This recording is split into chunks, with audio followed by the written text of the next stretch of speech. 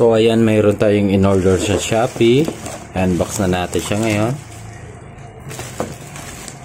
At the same time, kaya natin binibideo to para kung may defect man or wrong item, madali natin i-refund sa Shopee. May supporting video tayo. Ito pala ay water pump na 12 volts.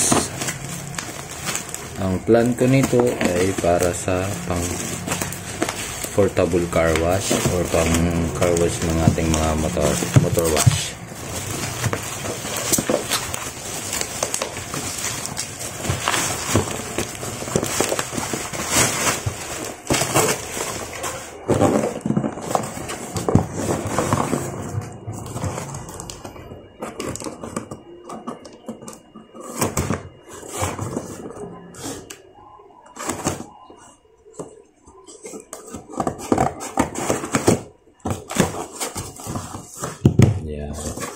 Bali naka dual motor to, naka dual pump din.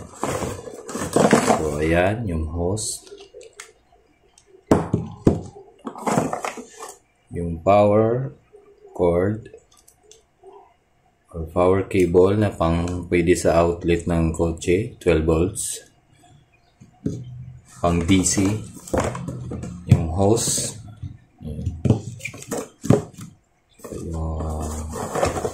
main niya, yung water pump o yung power pump, yan na 12 volts DC, yan 4-6.5 amp, ibig sabihin 4 amp to 6.5 amp. Open flow is 7 to 9 liter per minute. Max pressure is 0.85 MPa cut off. So ayan siya.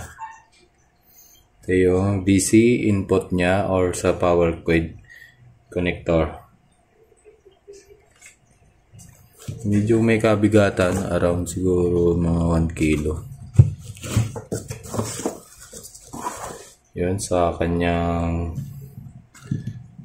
ng tubig pangsala para walang pumasok na dumi galing sa ating batya o kaya sa timba.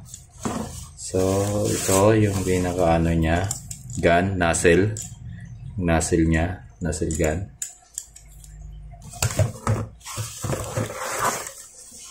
Ito yung kanyang pangdugtungan dito.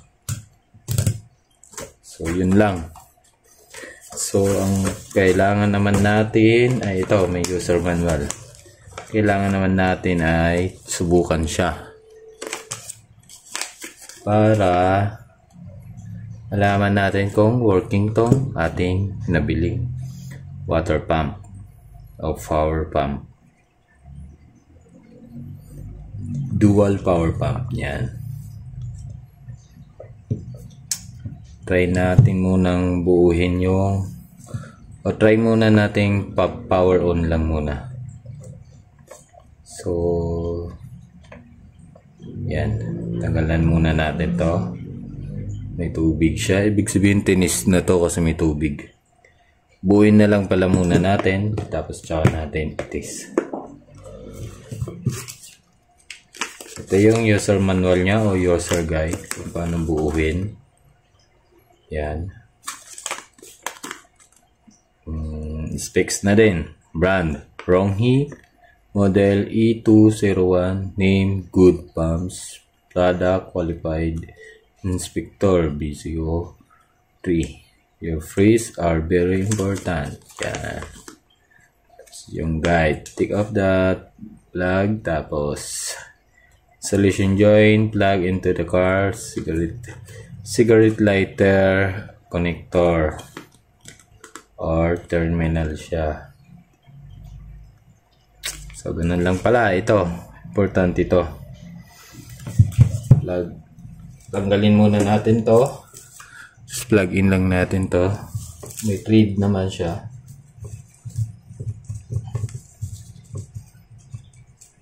Ito naman yung guide, oh. Madali lang.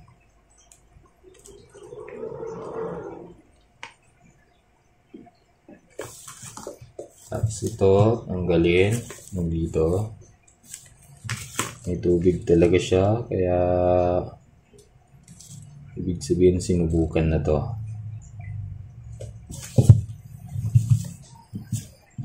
Trinay na yung ating ano. Ito, dito. Sa input niya. Tapos itong side output to. So, kailangan palakihan to. Pwede. Yan, insert natin dyan.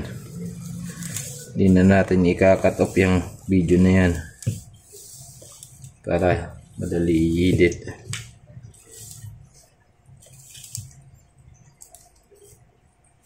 Sunugin muna natin to ng lighter. Okay.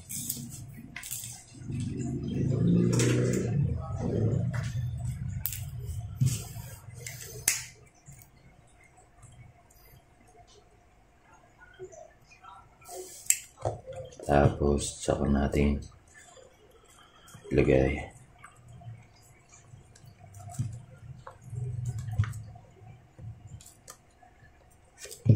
Dito naman sa kabila. Huwag natin kung pwede na.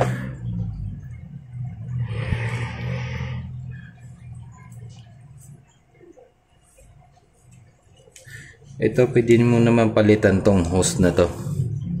Kasi transparent siya. Ang pangit dito sa transparent, pagkatagalan dumudumi. Tignan. Pero ganun din naman yung hindi transparent.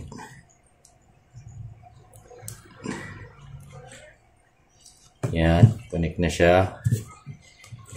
Higpitan na lang natin yan mamaya.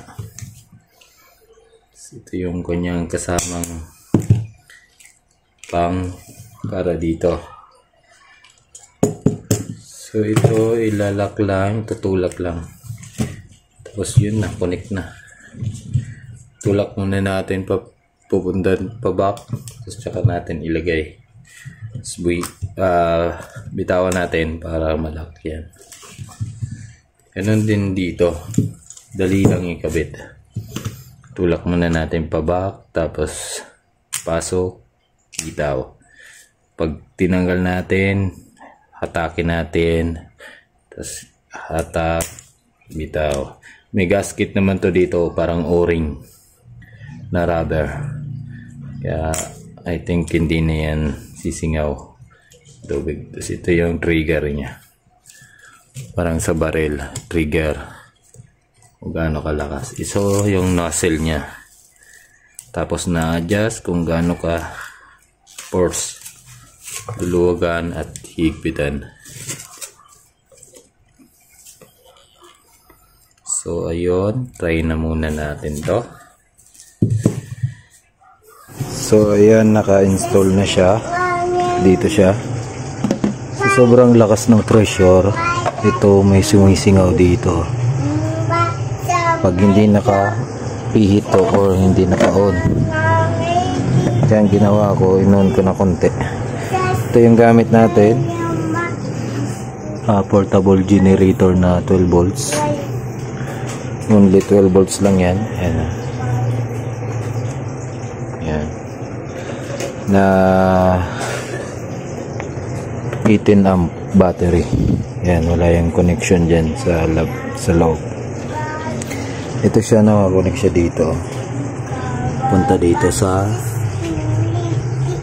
DC jack ng ating output ng ating portable generator. So ito yung on niya, on natin siya. Ayan o, nasingaw o. Sobrang lakas. Ayan. Mulakas yung dyan.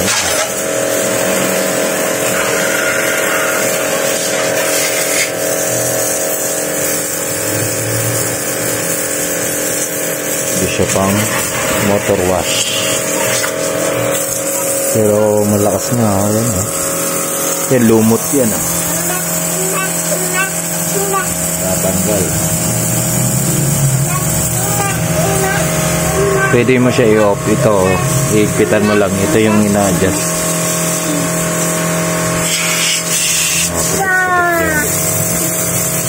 Yan o. Yan, may itim yan.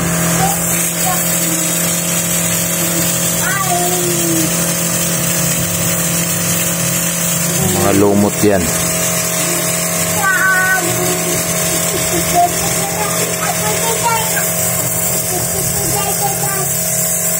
Pwede na to sa motor.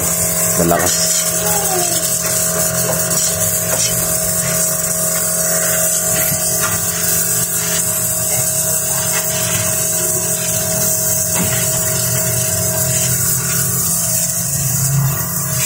Ito laruan ni Luke ng bibi ko.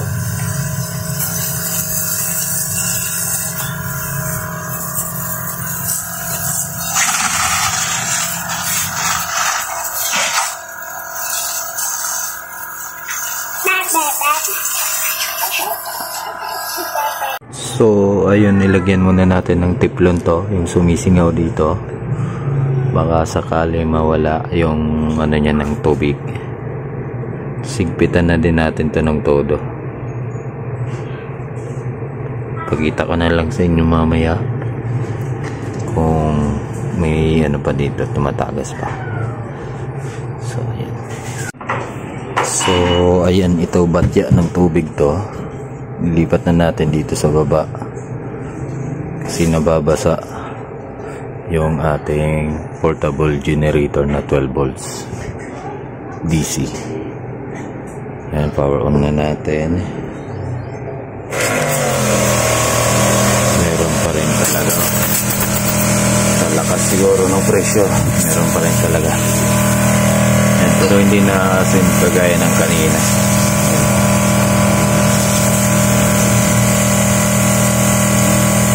Siguro dagdagan mo na lang ng teflon ulit yan.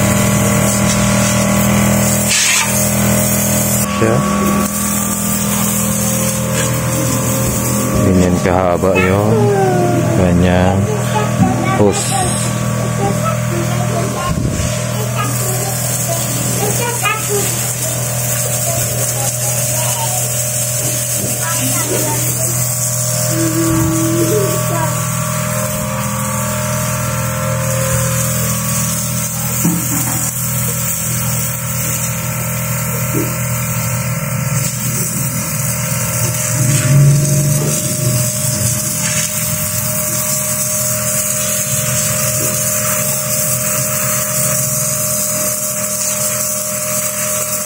Yan o, may itim na yan o.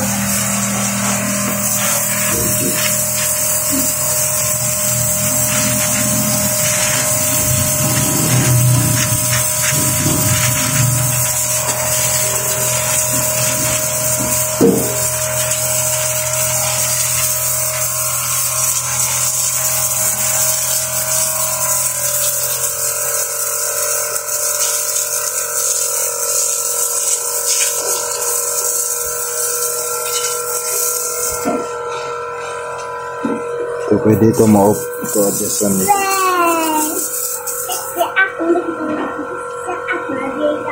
So, yun lang mga kadabs. Thank you for watching. At sharing ko lang tong ating bagong water pump. Abangan nyo yung pag-install natin nito sa box na may coin slot. Piso, piso bin, car wash bin do.